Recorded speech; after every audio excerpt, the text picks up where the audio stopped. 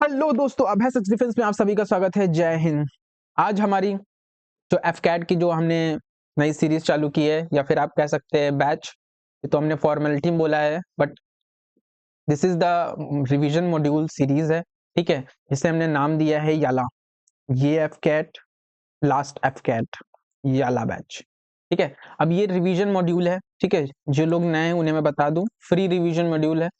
ठीक, अब इसमें हम क्या करेंगे, इसमें आपको हम पूरी जीके, एफकैट की, इंग्लिश, मैथ, रीजनिंग, ये सभी चीजें रिवीजन चलेगा इसका।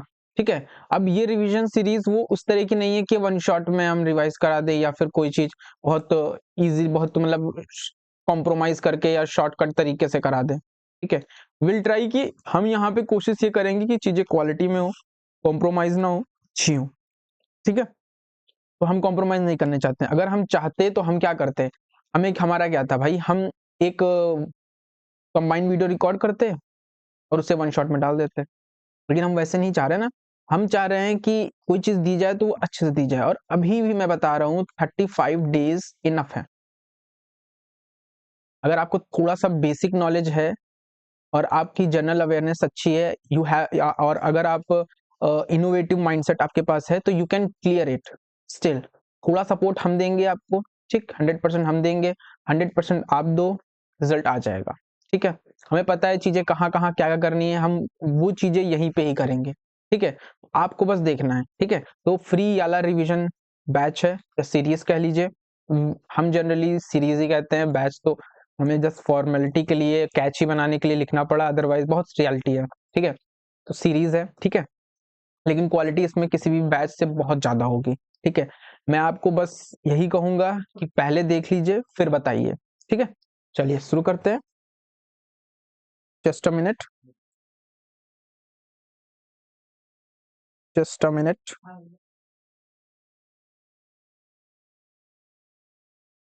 तो हमें क्या था, तो ये याला बैच है। ठीक है, अब इसमें होगा क्या, सबसे पहले तो मैं वीडियो की जो शुरुआत करूंगा वो एक इस चीज से करूंगा, इस लाइन से। ये लाइन बहुत मतलब बहुत रिलेटेबल है और बहुत कनेक्टिंग है। वो क्या है कि अभी आपका जो फेज है ना, दिस फेज, ये जो अभी आपका फेज है ना, 35 डेज बचे हैं। और ये जो 35 डेज बचे हैं, ये डेज बहुत इंपॉर्टेंट है। बहुत से लोग इसमें सोचेंगे कि भाई दो तरह के होते हैं, एक फ्रेशर होते हैं और एक रिपीटर होते हैं। ठीक, फ्रेशर कहेंगे कि भाई क्या मैं इससे पहले अटेम्प्ट में, अब मेरा पहला अटेम्प्ट में दे लूंगा कि नहीं दे लूंगा, तो उनको अलग एंग्जाइटी होगी। रिपीटर को एंग्जाइटी इस चीज की होगी कि क्या मेरा इस बार भी क्लियर होगा कि नहीं होगा, और होगा भी तो कहीं मैं कम नंबर से रह ना जाए। तो ये सारी चीजें, एंग्जाइटी आपको होगी, फियर होगा, बहुत चीजें होंगी। लेकिन मैं एक चीज कहूंगा, ये जो फेज है ना आपका टफ वाला, इस टफ फेज को आप फेस कीजिए। मतलब इस टफ फेज को आप ऑनेस्टली और बड़े करेज के साथ फेस कीजिए। ठीक है, और आप देखेंगे अगर इस 35 डेज को आप हमारे साथ करेजली, एक करेज के साथ डेडिकेटली फेस करेंगे, तो आप देखेंगे कि आपने एक अच्छी पर्सनालिटी को इन्हीं 35 डेज में, मैं गारंटी दे रहा हूं आपको, शेप कर लिया है। अच्छी पर्सनालिटी, और वो पर्सनालिटी कैसी, मैंने इसीलिए इस लेक्चर की शुरुआत इससे की है कि पहला दिन है, तो आपको ये चीज जरूर होनी चाहिए, पता होनी चाहिए कि क्या होगा इस 30 डेज में। मैं गारंटी दे रहा हूं कि आपकी पर्सनालिटी चेंज जाएगी, शेप क्या होगा आप देखेंगे कि आपकी, अगर डेडिकेटली फॉलो करोगे तो प्रॉमिस करिए मुझे कि आप डेडिकेटली फॉलो करेंगे, if you trust on me. ठीक है, करेज आपके अंदर आ जाएगा फेस करने का। ठीक है, डिसिप्लिन आ जाएगा। ठीक है, अकाउंटेबिलिटी आपके अंदर आ जाएगी अपनी स्टडी को लेकर के, अगर डेडिकेटली फॉलो करोगे। ठीक है, ये सारी चीजें अगर आपके अंदर आ जाएंगी ना, तो इससे क्या होगा, ये आपको आगे जो टफर रिस्पॉन्सिबिलिटीज, आप जब एएफए मतलब एयरफोर्स ज्वाइन करोगे, उसके लिए आपको प्रिपेयर करा देगा। मतलब ये फेज जो अभी है ना, इसको आपने सही से फेस कर लिया, इसको सही से अगर टैकल कर लिया, इसको फीड डिफीट कर दिया, तो देखेंगे आपकी पर्सनालिटी एक नई पर्सनालिटी बन के आएगी, जो आपको आगे किसी भी रिस्पॉन्सिबिलिटी को मैनेज करने में, फेस करने में बहुत ज्यादा हेल्प करेगी। इसी तरीके से हम अपनी सीरीज की शुरुआत करते हैं। होप करता हूं कि ये चीजें बहुत रिलेटेबल लगी होंगी। ठीक है, अब बात करते हैं कि सीरीज कैसे रहेगी। तो देखिए, मैंने जो बताया है कि सीरीज डेडिकेटेड रहेंगी। ठीक है, जो वीडियोस होंगी वो डेडिकेटेड होंगी। मतलब हम क्या करेंगे, देखिए ये क्वेश्चंस हैं, ठीक है। ये बीच बीच में मैं आपको वन लाइनर के फैक्ट्स भी दूंगा, ये शीट्स, ठीक है। ये शीट बहुत इंपॉर्टेंट है, ये क्वेश्चन के थ्रू हम करेंगे, ये सारे क्वेश्चंस के थ्रू हैं। अब हम करेंगे क्या, वो रिकॉर्ड चालू है कि नहीं, हम करेंगे क्या, हम क्या करेंगे, हम सीक्वेंस में क्वेश्चंस रखेंगे, मतलब हम क्वेश्चंस के थ्रू ही पढ़ाएंगे और साथ में हम नोट्स भी देंगे कुछ कुछ चीजों के। तो हम हाइब्रिड मॉडल में लेके चल रहे हैं, मतलब हम बहुत ज्यादा वो भी नहीं कर रहे हैं कि केवल क्वेश्चन के थ्रू ही करा दें, और बहुत ज्यादा ये भी नहीं कर रहे हैं कि केवल नोट्स ही दे दें हम। तो हम हाइब्रिड मॉडल कर रहे हैं, क्या कर रहे हैं, हमने सीक्वेंस से क्वेश्चन रखा है, मतलब जैसे एक पर्टिकुलर टॉपिक है, उस टॉपिक पे एक पर्टिकुलर चैप्टर है, तो उसका ये टॉपिक है, सब टॉपिक, ये सब टॉपिक, ये सब टॉपिक, उस पर्टिकुलर सब टॉपिक में जैसे जैसे इंपॉर्टेंट फैक्ट है उनको मैंने क्वेश्चन में फॉर्म कर दिया है, ठीक है। तो वो भी सीक्वेंस वाइज है, तो जैसे जैसे टॉपिक खत्म हो जाएगा आपकी एक अंडरस्टैंडिंग बिल्ड होती जाएगी पर्टिकुलर चैप्टर पे, चैप्टर वाइज आपकी अंडरस्टैंडिंग भी बिल्ड हो जाएगी, क्वेश्चंस भी सॉल्व हो जाएंगे, ठीक है। इस तरीके से चीजें होंगी, ठीक है। तो सीक्वेंस में सारे क्वेश्चंस हैं, ठीक है, अरेंज है, ताकि आपकी अंडरस्टैंडिंग भी बिल्ड होती जाए, हैफेजेड वे में इधर उधर कहीं से क्वेश्चन नहीं आएगा, ठीक। ऐसे हमने इनको डिजाइन किया है, नंबर 1। नंबर 2, नोट्स देंगे हम आपको, नोट्स हम आपको उन चीजों के देंगे जो उन चीजों को क्वेश्चन में करना उतना ज्यादा ठीक नहीं है, ठीक है, या फ्रूटफुल नहीं होगा, तो हम उनके वन लाइनर में आपको नोट्स दे देंगे, ठीक है। अभी इसी में आपको कुछ चीजों के नोट्स मिलेंगे, ठीक है। तो नोट्स और सीक्वेंस में क्वेश्चन जो होंगे उनको सॉल्व करके ही हम आगे इन चीजों को करेंगे, ठीक है। इस चीज को याद रखिएगा। अदर चीज क्या है कि हाँ, ये जरूर याद रखिएगा कि ये नोट्स और क्वेश्चन ही इनफ होंगे हमारे, और ये अदर सीरीज में भी यही फॉर्मेट काम करेगा, ठीक है। चलिए शुरू करते हैं अपनी सीरीज को, ठीक है। तो ये हमारा जो पहला मॉडर्न हिस्ट्री हम शुरू कर रहे हैं, और मॉडर्न हिस्ट्री में हमारी शुरुआत शुरू हो रही है, जो आप देखेंगे तो मॉडर्न हिस्ट्री की शुरुआत ही जिस लेसन से होती है, चैप्टर से होती है, वो चैप्टर है एडवेंट ऑफ यूरोपियंस, ठीक है, और consolidation of British power in India. अब इसका मतलब क्या है, एडवेंट ऑफ यूरोपियन का मतलब ये है कि भाई यूरोपियंस जो पावर हैं उनका इंडिया में आना, इंडिया में किस लिए आना, इंडिया में आना बिजनेस करने के लिए। पहला उनका मोटिव, जो सबसे पहला मोटिव था, वो था इंडिया में ट्रेड के लिए आना, एज अ ट्रेडर्स, ट्रेड के लिए भी आना। देन उसके बाद इनके एम्बिशंस बढ़ गए, और एम्बिशंस इनके बढ़ करके क्या हो गए, इनके एम्बिशंस बढ़ करके हो गए क्या, रूलर बनने के, ठीक है। तो वो धीरे धीरे बढ़ा, ठीक है।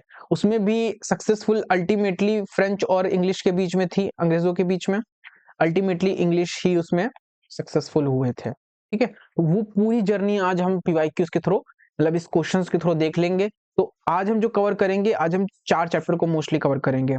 एक एडवेंट ऑफ यूरोपियन कवर करेंगे, 1857 का रिवोल्ट कवर करेंगे, रिवोल्ट 1857 का, सॉरी।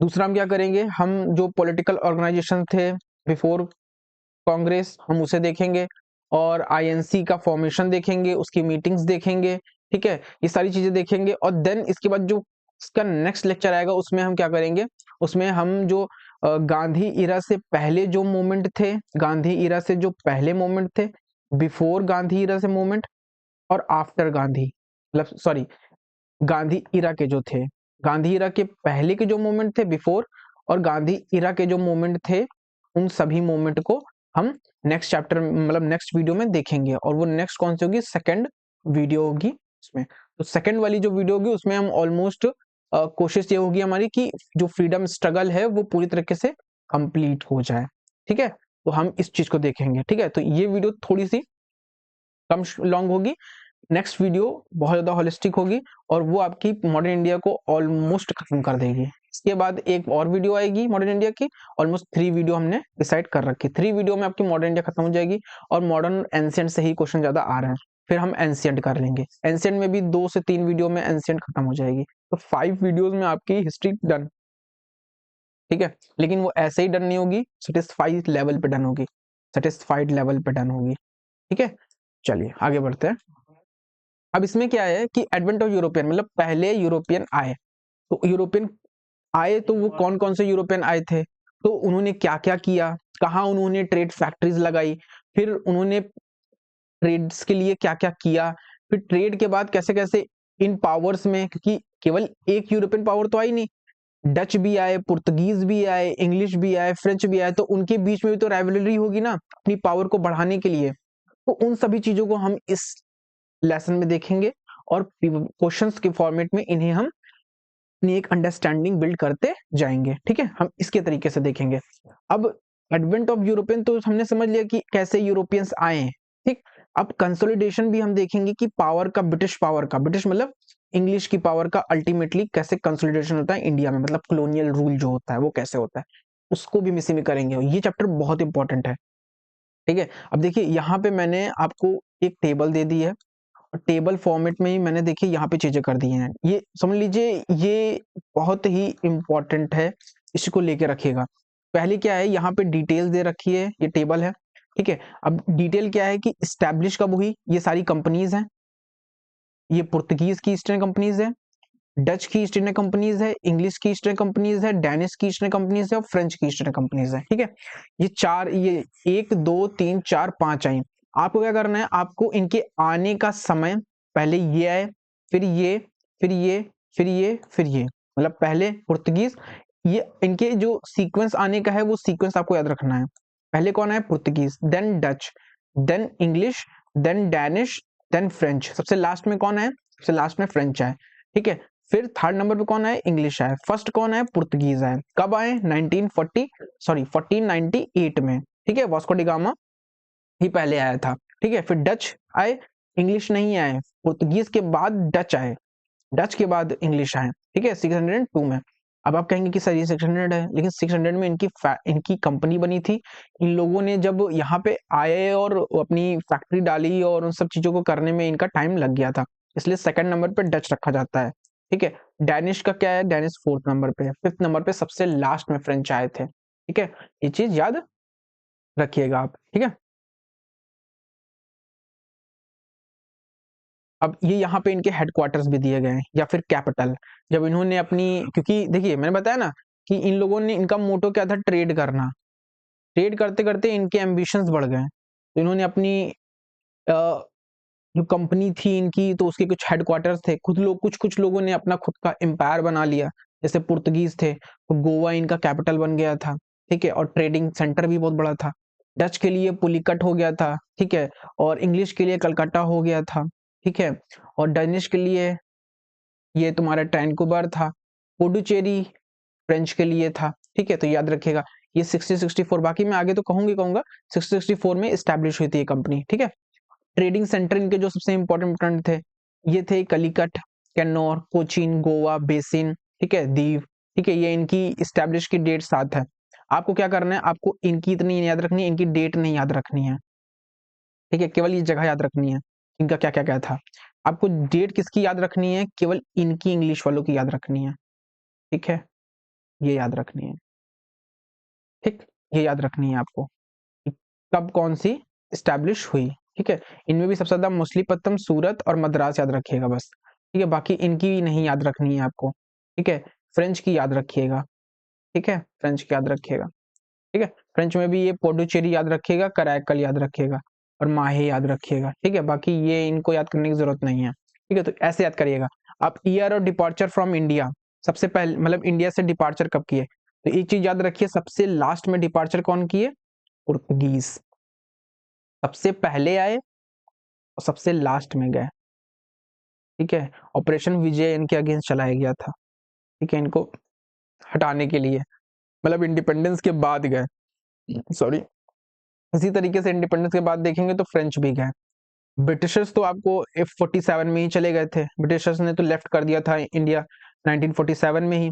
लेकिन जो पुर्तगीज थे उन्होंने लेफ्ट कब किया, 1961 में किया। ठीक है, फ्रेंच ने कब किया, तो फ्रेंच ने किया 1954 में किया।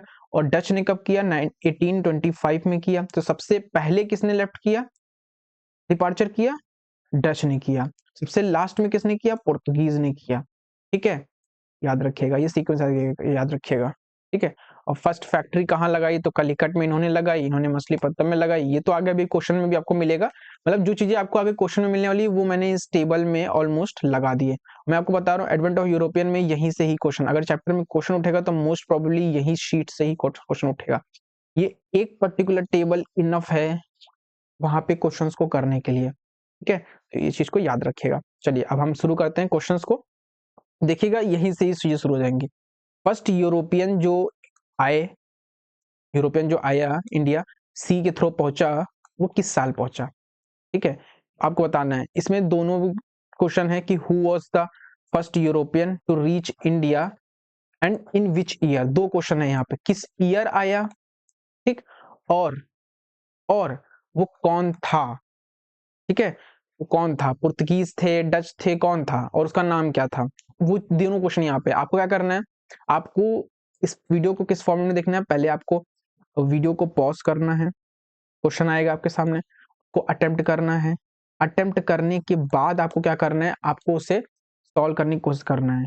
हो रहा है ठीक है, नहीं तो फिर रुक करके एक्सप्लेनेशन देखना है हमारा, ठीक है। अच्छा है, सही तरीके से हो गया है, मतलब करेक्ट हो गया है तो अच्छी बात, नहीं हो गया तो एक्सप्लेनेशन देख करके अपनी गलती को सही कर लीजिए, ऐसे आपका रिवाइज हो जाएगा, ठीक है। चलिए शुरू करते हैं। तो फर्स्ट कौन सा था, मैंने आपको बताया आपको कि Vasco da Gama was the first. Vasco da Gama पहले थे जिन्होंने क्या किया था, जिन्होंने 1498 में क्या किया, इंडिया रीच किए थे बाय सी, ठीक है। और कहाँ पे आए थे, तो वो तो आगे आगे के क्वेश्चन में है, ठीक है। चलो उसको देखेंगे हम। तो पहले कौन थे, वास्को डिगामा। सुना होगा आपने कि वास्को डिगामा पहले आए थे, और पहले ये यूरोपियन थे जो इंडिया पहुंचे थे, पहले European, first European reach India. और किस कंपनी से थे, किसी कंपनी के नहीं थे, लेकिन ये पोर्तुगीज थे, पोर्तुगीज थे, ठीक है। ये पोर्तुगीज थे, ठीक, याद रखिएगा। यहाँ जितनी भी मैंने ये यूरोपियंस बताए उनमें पोर्तुगीज पहले आए, और पोर्तुगीज में कौन पहले आया, तो 1498 में वास्को डिगामा पहले आए इंडिया में, ठीक है, ये याद रखिएगा। सेकंड क्या कह रहा है क्वेश्चन, पॉज कीजिए, अटेम्प्ट कीजिए, इसी तरीके से करना है। Vasco da Gama was warmly receive in 1498, ठीक है, बाय विच इंडियन रूलर। ये बहुत इंपॉर्टेंट लाइन है, किस इंडियन रूलर ने 1498 में जब वास्को डिगामा आए तो वास्को डिगामा का को रिसीव किया, तो वो कौन था, तो वो थे आपके जमोरिन, कैलिकट। अब ये कैलिकट याद रखिएगा, ये कैलिकट जब आप इंडिया का मैप देखेंगे तो इस मैप में यहाँ पे कैलिकट आपको दिखेगा केरला के आसपास, ये केरला में कैलिकट दिखेगा, इस समय कैलिकट केरला में है, तो जमोरिन वहीं पे था। अब ये इतना ये क्या कहते हैं आपको, ये यहाँ से ये इंडियन ओशियन होते हुए आए थे, ठीक है, इंडियन ओशियन होते हुए आए और यहाँ पे कैलिकट जो कोस्ट है वहां पे पहुंचे। वहां पे पहुंचे तो जमोरिन जो वहां का किंग था उसने इनका स्वागत किया, ठीक है, क्योंकि दूसरी देश से आए थे ये, इन्हें खुद नहीं पता था, ठीक है, लेकिन फिर वो स्वागत उनका किया गया, और ठीक है। तो बस आपको रूलर का नाम याद रखना है, कौन रूलर था, जमोरिन था। कहाँ के थे, कलिकट के थे। कलिकट प्रेजेंट में कहाँ, किस स्टेट में है, तो आपको याद रखना है केरला में है, बस इतना याद रखना है, ठीक है, कर साइन आप। अब नेक्स्ट क्वेश्चन क्या कह रहा है, which Portuguese governor introduce the blue water policy. Blue water policy attempt कीजिए, मैं बताता हूं आपको। देखिए जैसे मैंने बताया कि जो पुर्तगीज थे वो पहले आए, ठीक, फर्स्ट यूरोपियन जो रीच करे इंडिया में, ठीक है, और ट्रेड करना शुरू किया उन्होंने। जब उन्होंने ट्रेड करना शुरू किया तो धीरे धीरे कंपटीशन बढ़ता गया, क्योंकि अदर लोग भी आना शुरू हो गए। तो उन लोगों ने क्या सोचा कि हमें अपनी डोमिनेंस को बढ़ाना है। डोमिनेंस को बढ़ाने के लिए उन्होंने क्या किया कि इंडिया में ने और इंडियन ओशियन में, क्योंकि देखिए ये इंडिया का मैप है, ठीक, अब ये पूरा इंडियन ओशियन है ना, ये पूरा ओशियन का पार्ट है ना, इंडियन ओशियन है। इन लोगों ने क्या बोला कि भाई, पुर्तगीज ने क्या बोला, अगर हमें डोमिनेंस इंडिया में बनाना है या इंडिया के अराउंड की कंट्रीज में बनाना है तो हमें क्या करना पड़ेगा, क्योंकि सी रूट के थ्रू ही अदर पावर्स यहाँ पे इंटर कर रही हैं, हमें क्या करना पड़ेगा, हमें इस सी को डोमिनेट करना पड़ेगा, मतलब हमें अपनी नेवल पावर को बढ़ानी पड़ेगी। ये पुर्तगीज ने सोचा, और आप मानेंगे नहीं, ऑलमोस्ट ये आपकी जो 15 सेंचुरी में जो वर्ल्ड की सबसे ज्यादा जो नेवल पावर किसी की स्ट्रांग थी ना, वो पोर्टुगीज की ही थी, ठीक। इन्होंने अपनी इसी ही पावर के थ्रू इंडियन ओशियन में ठीक ठाक डोमिनेंस रखा था, ठीक है। बहुत लोगों को, बहुत कम जो ये इनके कॉम्पिटिटर थे जैसे फ्रेंच हैं और डच हैं, इनको आने में, इंडियन ओशियन में करने में बहुत प्रॉब्लम होती थी। तो इस डोमिनेंस को जो बढ़ाने में काम किया था वो था blue water policy. Blue water मतलब, अब ब्लू तो मतलब समझ ही रहे हैं ना, ब्लू वाटर मतलब ओशियन या सी, सी वाटर की पॉलिसी। क्या पॉलिसी थी इसमें? डोमिनेंस करना। तो वो कौन था? तो he was the Francisco Almeida. Almeida Portuguese governor था। गवर्नर मतलब समझ रहे हो ना आप, कि पुर्तगीज जब यहाँ पे उनकी कंपनी स्टैब्लिश हो गई तो उस कंपनी के अफेयर को सारे मैनेज करने के लिए गवर्नर्स लगाए गए। गवर्नर्स को अपॉइंट किया गया, कंपनी ने खुद अपॉइंट किया गवर्नर, जो सारे कमर्शियल और एडमिनिस्ट्रेटिव अफेयर्स को मैनेज करेगा। तो वो गवर्नर कौन था जिसने ब्लू वाटर पॉलिसी लगाई, जिससे सारा डोमिनेंस हो गया इनके वाटर में? तो अल्मीडा था। बस अल्मीडा नाम याद रखिएगा, ठीक है, याद रखिएगा। चलिए आगे बढ़ते हैं।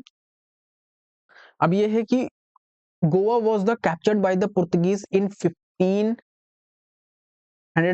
Under the leadership of Goa. मैंने बताया ना कि पोर्टुगीज जब आए तो धीरे धीरे वो ट्रेड करने लगे।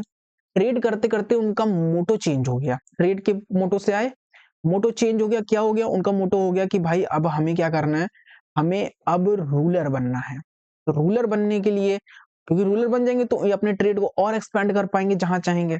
इन्होंने क्या किया, इन्होंने गोवा को कैप्चर कर लिया। गोवा को कैप्चर करने के अंदर किसने कैप्चर किया?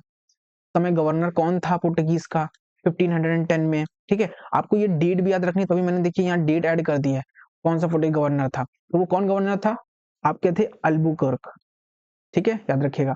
और he was the considered as the real founder of the Portuguese power in India.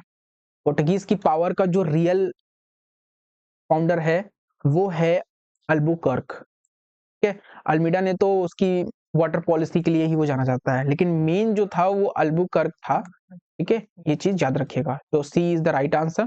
अब 5 वाले में क्या है? Which of the following was the last Portuguese possession to be integrated in India, into India. मतलब ये समझ रहे हैं, मतलब जब पोर्टुगीज की वो लास्ट पोसेशन क्या थी जिसे इंडिया में इंटीग्रेट कर दिया गया। मतलब पोर्टुगीज जहाँ पे रहते थे, मतलब उन्होंने अपनी कॉलोनियल रूल कर रहे थे, मतलब उन लोग जहाँ पे वो ट्रेड कर रहे थे, जहाँ पे उनका मतलब रूल चल रहा था इंडिया में।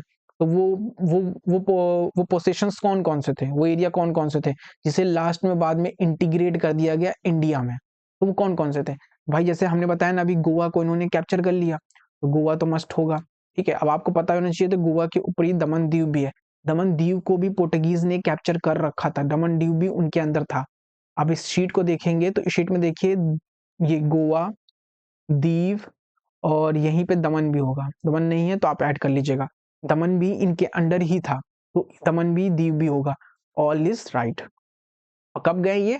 1961। मैंने बताया ना पोर्टुगीज सबसे लास्ट में गए। ठीक है, याद रखिएगा। सेकंड नंबर पे कौन गए थे सबसे लास्ट में? सेकंड लास्ट पे कौन था? इंग्लिश। कब गए? नहीं सॉरी, इंग्लिश नहीं, फ्रेंच। कब गए? 1954 में गए। इंडिपेंडेंस के ऑलमोस्ट 47 में इंडिपेंडेंस मिली, उसके ऑलमोस्ट 7 साल बाद गए। और ये कब गए? ये तो बहुत ही समय बाद गए। और कैसे गए? तो ऑपरेशन विजय, जैसे मैंने बताया, क्या लाया गया था? गवर्नमेंट ने ऑपरेशन विजय चलाया 1961 में। ठीक है, इसमें क्या किया? इसी ऑपरेशन के अंतर्गत क्या किया, जो पोर्टुगीज पोसेशन थे उनको इंडिया में इंटीग्रेट कर लिया गया। ऑपरेशन बकायदा चलाना पड़ा भाई इन लोगों को हटाने के लिए। ठीक है, याद रखिएगा इस चीज को, और उस ऑपरेशन का नाम याद रखिएगा। ठीक है, ये चीज याद रखिएगा। अब एक एक फैक्ट और याद रखने वाला है, वो फैक्ट ये है कि भाई ये जो आपके जो ये पोर्टुगीज हैं, इन पोर्टुगीज ने ही क्या है, फैक्ट है दरअसल, टोबैको और कैशफिश जो होते हैं उनको इंट्रोड्यूस किया, मतलब इन क्रॉप्स को इंडिया में इंट्रोड्यूस किया। ठीक है, इस चीज को याद रखिएगा। अब फर्स्ट डच फैक्ट्री जो स्टैब्लिश हुई है वो कहाँ पे हुई है? मतलब जो डच ने जो पहली फैक्ट्री स्टैब्लिश करी तो वो कहाँ पे की थी इंडिया में? तो बिल्कुल सही चीज है भाई, यहाँ पे ही देखिए क्वेश्चन हो जाएगा डच का। कैलीकट 1500 में। कब की? 1500 में की। तो ये भी आपको रखना पड़ेगा। तो सॉरी, यहाँ पे first Dutch factory in India was establish at Machilipatnam है, मछलीपट्टनम है। वेट, अच्छा हम डच पे आ गए हैं, सॉरी, मैं पोर्टुगीज की बोल रहा था। पोर्टुगीज की जो फर्स्ट फैक्ट्री थी वो एस्टैब्लिश हुई थी कलिकट में। This is the right. ये डच है, डच। अब हम डच को पढ़ रहे हैं। तो डच की जो पहली थी फैक्ट्री वो मछलीपट्टनम में हुई, एस्टैब्लिश हुई थी 1605 में। ठीक है, ये याद रखिएगा। तो इनकी पहली फैक्ट्री ये थी। अभी यहाँ तक हम क्या पोर्टुगीज को ही देख रहे थे। अब पोर्टुगीज के बाद सेकंड नंबर पे कौन आए थे? डच आए थे। तो अब हम डच का भी फैक्चुअल चीजें देख ले रहे हैं। फैक्चुअल चीजें हम क्वेश्चंस के थ्रू ही कंप्लीट कर रहे हैं। अब एक बार एक क्वेश्चन जो बस लास्ट क्वेश्चन डच का बचा है वो क्या है कि जो जो एक एम्बोया इनफेमस एम्बोना जो मैस्केयर है, एम्बोना मैस्केयर्स है, वो 1623 में हुआ। तो वो किससे एसोसिएटेड है, मतलब वो कॉन्फ्लिक्ट किसके बीच में था? तो मैस्केयर मतलब समझते मतलब कि काफी बड़ी संख्या में लोगों को मारना, उसमें मैस्केयर कहा जाता है, ठीक है। तो एम्बोना मैस्केयर किससे रिलेटेड था? तो डच और पुर्तगीज से रिलेटेड था, डच और फ्रेंच से रिलेटेड था, डच और इंग्लिश से रिलेटेड था, डच और डैनिश से रिलेटेड था। तो मैं आपको बता दूं, जो एम्बोना है वो ये दरअसल, जैसे मैंने बताया ना कि राइवलरीज इन लोगों के बीच में चल रही थी, डच और पोर्टुगीज, पोर्टुगीज एंड फ्रेंच, इनके बीच में राइवलरी चल रही थी कि भाई कौन इंडिया और इंडियन ओशियन के सराउंडिंग कंट्रीज में अपना ट्रेड का इन्फ्लुएंस बढ़ाएगा, ये कौन करेगा। तो इसके लिए बहुत ज्यादा फाइट चल रही थी। तो इस फाइट में क्या हुआ था कि इसी फाइट का एक रिजल्ट था एम्बोना मैस्केयर। अब ये कहाँ हुआ? तो ये एम्बोना क्या है? एम्बोना इंडोनेशिया का एक आइलैंड एरिया है। इंडोनेशिया का एक आइलैंड रीजन है। इस आइलैंड रीजन में क्या हुआ, डच ने क्या किया, डच के कुछ कंपनी के लोगों ने क्या किया कि फ्रेंच के, सॉरी इंग्लिश के, अंग्रेजों के कंपनी के कुछ 23 लोगों को मार दिया। क्यों? स्पाइस के ट्रेड की राइवलरी की वजह से। ये मैं आपको कुछ कुछ क्विक फैक्टर्स दे रहा हूँ, कुछ पॉइंटर्स दे रहा हूँ, इनको जरूर कंसाइडर कीजिएगा क्वेश्चंस के साथ साथ। ये जो है इनको जरूर कंसाइडर कीजिएगा। कॉन्सेप्ट, स्पाइस ट्रेड राइवलरी थी ईस्ट इंडीज में, ठीक है, तो ये चीज याद रखिएगा।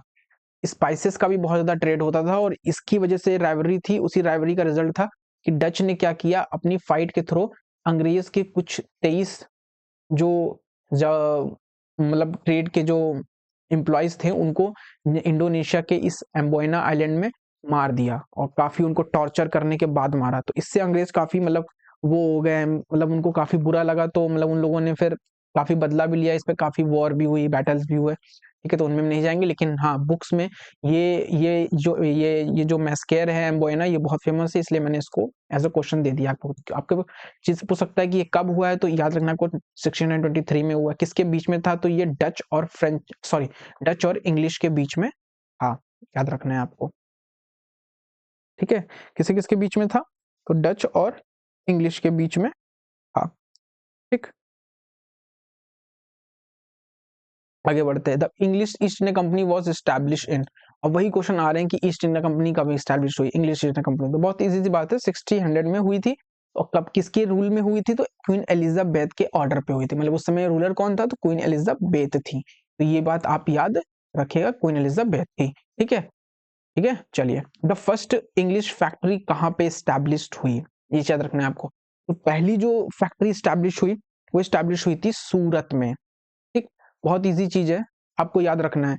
पहली जो इंग्लिश फैक्ट्री स्टैब्लिश हुई वो सूरत में हुई, याद रखिएगा। अभी इस फैक्ट्री को स्टैब्लिश करने में भी बहुत बड़ा मतलब काफी मशक्कत अंग्रेजों को करनी पड़ी, ठीक है। वो क्या थी कि पहले हॉकिंस गए, एक सीक्वेंस याद रखिएगा। 1613 में पहली फैक्ट्री इन्होंने बनाया, आए ये लोग 1600 के बाद हैं, ठीक। फैक्ट्री इन्होंने 13 साल बाद बनाई। इस फैक्ट्री को बनाने से पहले क्या हुआ, हॉकिंस जो है जहांगीर के कोर्ट में गए। हॉकिंस का क्या किया हॉकिंस ने? हॉकिंस जो है, जो हॉकिंस दरअसल जो इंडिया रूल, जो समय कॉलोनियल मतलब सॉरी ब्रिटिश रूलर थे, उन लोगों ने, उन्होंने अपने एक एजेंट को भेजा हॉकिंस को। किस लिए भेजा? हॉकिंस को भेजा कि भाई आप जाकर के जो मुगल, क्योंकि उस समय पूरे इंडिया में मुगल का रूल चल रहा था, कहा भाई मुगल से जाकर के, मुगल किंग से जाकर के, जहांगीर से जाकर के आप जाकर के परमिशन लो कि हम ट्रेड कर सकते हैं नहीं कर सकते हैं। तो भाई ट्रेड के लिए परमिशन के लिए हॉकिंस जो है कोर्ट में गए। और बहुत बहुत अच्छी पर्सनालिटी थी भाई, इनको टर्कीज भी आती थी और बहुत लैंग्वेजेस आती थी इन्हें। तो काफी मतलब मोह तो लिया इन्होंने जहांगीर को, लेकिन फिर भी उतना मतलब इनको सक्सेस नहीं मिली। कब गए आपको ये याद रखना है, 1609 में गए, ठीक। अब इन्हीं के बाद जो है 1650 में दोबारा गए जेम्स रो। ये देखिए Thomas Roe, sir Thomas Roe गए। वो नेक्स्ट क्वेश्चन है सर। सर थॉमस रो, इनको इतनी सक्सेस मिली नहीं, लेकिन फिर भी बाद में कुछ समय बाद इनको फैक्ट्री स्टैब्लिश करने का ऑर्डर मिल गया, तो सूरत में इन्होंने फैक्ट्री स्टैब्लिश करी, ठीक है। तो पहली फैक्ट्री कब स्टैब्लिश हुई? सूरत में हुई, बहुत मशक्कत के बाद हुई। पहले कौन है? पहले जहांगीर के कोर्ट में गए हॉकिंस, हॉकिंस के बाद, हॉकिंस कब गए? तो 1609 में गए, याद रखना है। जब हॉकिंस के बाद कौन गए? तो सर थॉमस थॉमस रो गए। ठीक, कब गए? 1650 में गए। ठीक है, तो ये याद रखना है आपको। ठीक है, ये याद रखना है। तो अब देखिए वही बताया कि who obtain the royal farman from Jahangir, Jahangir में allowing the English trade in India. अब हॉकिंस को जो सॉरी हॉकिंस को तो इतनी सक्सेस नहीं मिली, लेकिन अंग्रेजों ने फिर दोबारा दूसरे को भेजा एजेंट बना करके, रो को भी भेजा 2 साल बाद। तो वही रो था यहाँ दूसरा भेजा, तो रो को तो भाई थोड़ी सक्सेस मिल गई और इन्हें फैक्ट्री बनाने की, आगरा और हर जगह फैक्ट्री बनाने की इन्हें परमिशन मिल गई। ठीक है, सूरत तो पहले बना ही लिया था 13 में, 1630 में सूरत में तो बना ही लिया था। उसके बाद आगरा और अदर जगहों पे भी बनाने की परमिशन मिल गई इन्हें। ठीक है, तो याद रखिएगा, सीक्वेंस याद रखिएगा, पहले कौन आया? पहले हॉकिंस आए, फिर थॉमस रो आए। ठीक, हॉकिंस उतनी सक्सेसफुल नहीं मिली, उतनी सक्सेस नहीं मिली, लेकिन रो को सक्सेस मिली थी। ठीक है, और एक चीज याद रखिएगा, पहली फैक्ट्री कहाँ? सूरत। ठीक है, तो ये चीजें याद रखिएगा। ठीक है, बहुत इंपॉर्टेंट है। ठीक है, चलिए आगे चलते हैं। Which was the first British territorial possession in India? इस देखिए, पोसेशन पहले भी आया था, पोसेशन में अभी बोल रहा हूँ। पोसेशन का मतलब यही होता है कि भाई जो टेरिटरी किसी के अंडर में होती है। अब तो आपको मैं बता दूं कि जो फर्स्ट पोसेशन, टेरिटोरियल पोसेशन जो इंडिया में था, जो ब्रिटिश के अंदर में गया था, वो ये था बॉम्बे। ये है, तो ये पूरा जो आज का महाराष्ट्र है उसका कुछ एरिया, बहुत एरिया क्या है, बॉम्बे था पहले, बॉम्बे कहा जाता था। तो ये जो बॉम्बे है, ये बॉम्बे सबसे पहले अंग्रेजों के हाथ में आया, मतलब जहां से उनका रियल रूल चलना शुरू हुआ। ठीक, ये पोसेशन उनके हाथ में आया। तो पहली टेरिटोरियल पोसेशन कौन सी थी? तो वो थी बॉम्बे। ठीक है, जहां कर रीजन को रूल करने के लिए मिला। अब उन्हें ये कैसे मिला? ये उन्हें मिला दहेज में, मतलब दहेज में तो उनके किंग को मिला था। मतलब पोर्टुगीज के पास ये बॉम्बे था, क्योंकि पोर्टुगीज ने उन्हें ठीक ठाक से क्योंकि पोर्टुगीज उस समय पागल, मतलब सॉरी, पोर्टुगीज ही उस समय ठीक ठाक, मतलब उनके पास पावर थी। जब पावर थी, इन्फ्लुएंस था, तो उन्होंने बॉम्बे को कैप्चर कर लिया था। ठीक, कैप्चर तो कर लिया। तो और पोर्टुगीज जो थे, उन्होंने, उनके रूलर के पास ये टेरिटरी थी।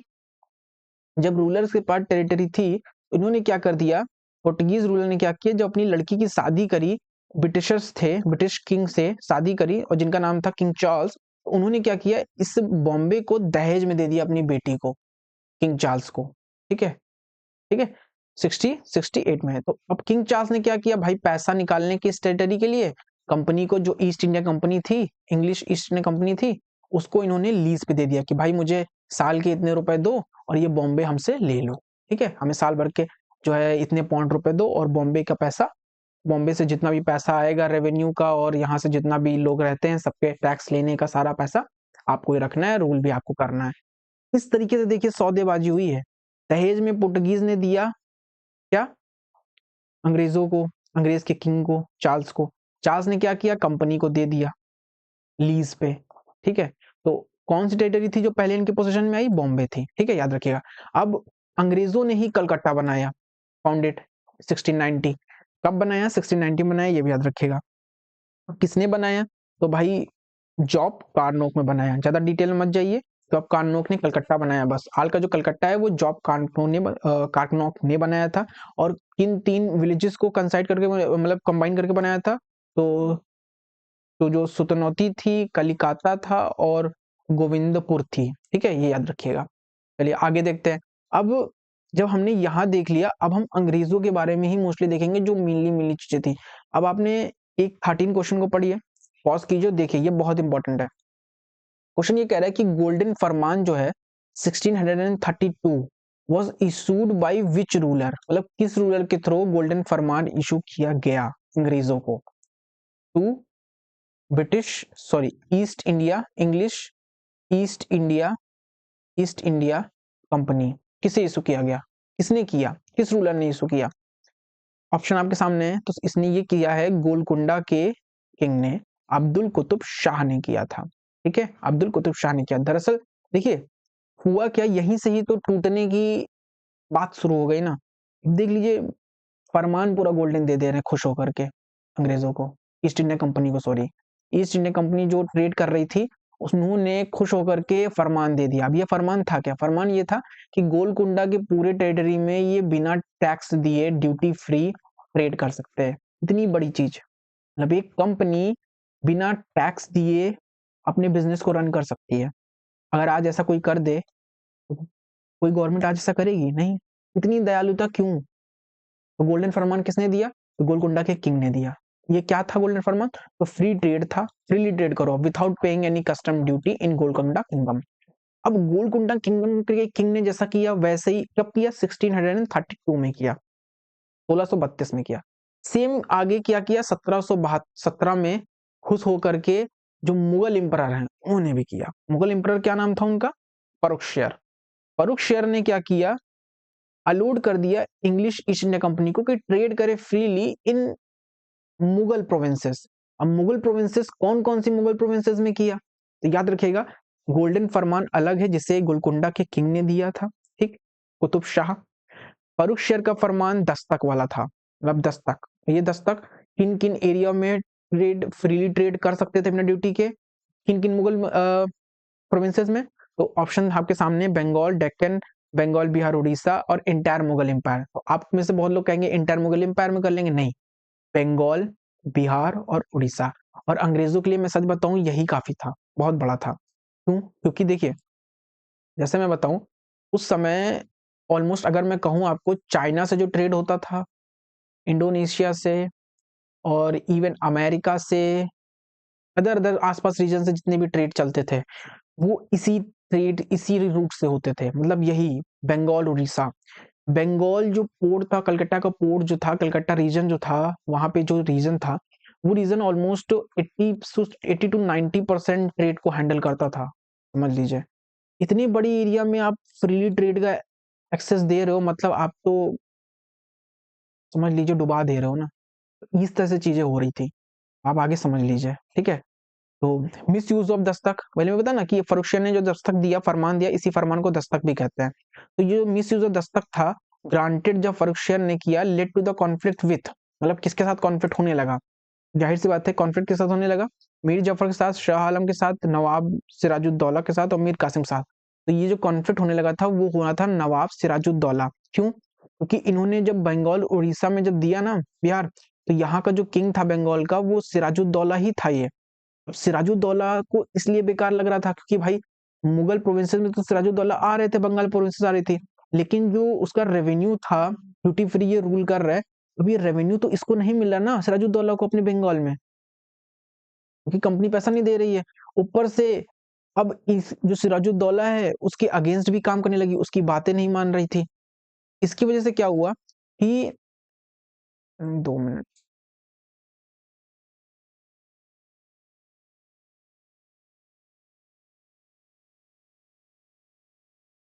इसकी वजह से क्या हुआ कि ये जो कंपनी थी, कंपनी थी काफी मतलब विरोध करने लगी, मतलब काफी हर बात में सिराजुद्दौला जो एक पर्टिकुलर बंगाल का किंग है, ठीक है, उसके अगेंस्ट जाने लगी। तो सिराजुद्दौला को और बुरा आने लगा।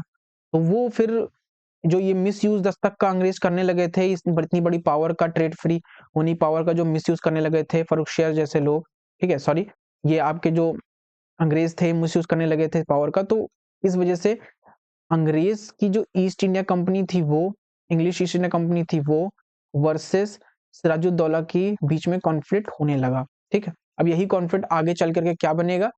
रीजन बनेगा द बैटल ऑफ प्लासी, ठीक है, 1757 में, ठीक, 1717 में दिया फरमान एंड 1757 तक टूट गया ये फरमान। क्यों? यही फरमान रीजन बन गया एक बहुत बड़े और important battle, battle of Plassey, ठीक है। चलिए हम आगे चलते हैं। अब the French east India company was the establish, कब एस्टैब्लिश हुई? तो आपको ये याद रखना है कि ये कंपनी एस्टैब्लिश हुई है आपकी 1664। अब हमने इंग्लिश देख लिया, अब हम फ्रेंच पे आ गए, क्योंकि सबसे लास्ट में कौन आई थी? फ्रेंच आई थी। इन्होंने फैक्ट्री कब बनाई अपनी? इन्होंने फैक्ट्री पहले बोली 1664 में फैक्ट्री खोली, सबसे लास्ट में, ठीक है, याद रखिएगा। फाउंडर क्या थे? जिनका फाउंडर था वो जीन बैप्टिस्ट कॉलबर्ट था। दरअसल ये प्योरली जो फ्रेंच थी, ये प्योरली गवर्नमेंट वाली कंपनी थी, इसको गवर्नमेंट ही रन कर रहे थे, ये बात याद रखिएगा। इंग्लिश जो कंपनी थी वो प्राइवेट थी। इंग्लिश जो ईस्ट इंडिया कंपनी थी, सॉरी, वो प्राइवेट थी, तो बहुत इफिशिएंट थी। लेकिन जो फ्रेंच थी वो गवर्नमेंट थी, तो इतनी इफिशिएंट नहीं थी। तो इसे जो स्टैब्लिश किया वो जीन बैप्टिस्ट कोलबर्ट ने किया। दरअसल ये फ्रेंच में उस समय गवर्नमेंट में, फ्रेंच गवर्नमेंट में, ये उस समय की 1660 14 के समय में फ्रेंच गवर्नमेंट का ये क्या था, फाइनेंस मिनिस्टर था कोलबर्ट। बहुत फेमस नाम है वर्ल्ड हिस्ट्री में, ठीक है। अब फर्स्ट फ्रेंच फैक्ट्री कहाँ पे एस्टैब्लिश हुई, तो ये भी वही जो मैंने आपको एक शीट दी थी ना, उस शीट में ये ऑप्शन है, आप बताइएगा खुद ही, ठीक है। Pondicherry was become the headquarter of the French in India, ठीक है, ये होमवर्क में। इन इंडिया क्या है, तो भाई ये पोंडिचेरी इनके लिए एक हेडक्वार्टर बन गया, तो ये भी आपको वहीं से ही मिल जाएगा, 1675 में था, ठीक है। अब इन्होंने ये पोंडिचेरी को एक्वायर कैसे किया, जैसे गोवा एक्वायर किया था पोर्टुगीज ने, पोर्टुगीज ने एक्वायर किया था, पोर्टुगीज ने एक्वायर किया था ना गोवा। वैसे ही जो जो ये फ्रेंच थे, इन्होंने पुडुचेरी को भी एक्वायर किया, किसी से लिया। और वो कौन था, शेर खान लोधी ऑफ बीजापुर, ये नाम याद रखिएगा, ठीक है, ये फैक्चुअल इंफॉर्मेशन है, ठीक। अब हम शुरू करेंगे कर्नाटिक वॉर। कर्नाटिक वॉर बहुत इंपॉर्टेंट है, तो कर्नाटिक वॉर को भी कवर करेंगे। 3 कर्नाटिक वॉर हुई हैं, उन 3 कर्नाटिक वॉर में हम ऑलमोस्ट कुछ 3 से 4 क्वेश्चन के थ्रू उन वॉर को खत्म कर देंगे, ठीक है। चलिए शुरू करते हैं। अब देखिए, कर्नाटिक वॉर मेनली क्या था, मैंने बताया ना कि लास्ट में आते आते केवल फ्रेंच वर्सेस इंग्लिश ही बचे थे, इनका डोमिनेंस खूब ज्यादा था, मतलब 18 सेंचुरी के आसपास। इन्हीं दोनों का डोमिनेंस इंडिया में भी था और यूरोप में भी था। यूरोप में भी इन्हीं दोनों की ही ज्यादा चलती थी, ठीक है, यही दोनों राइवलरी थे। तो इन दोनों के बीच में राइवलरी बहुत ज्यादा चलती थी, यूरोप में भी चलती थी और इंडिया में भी इन दोनों में राइवलरी चलती थी।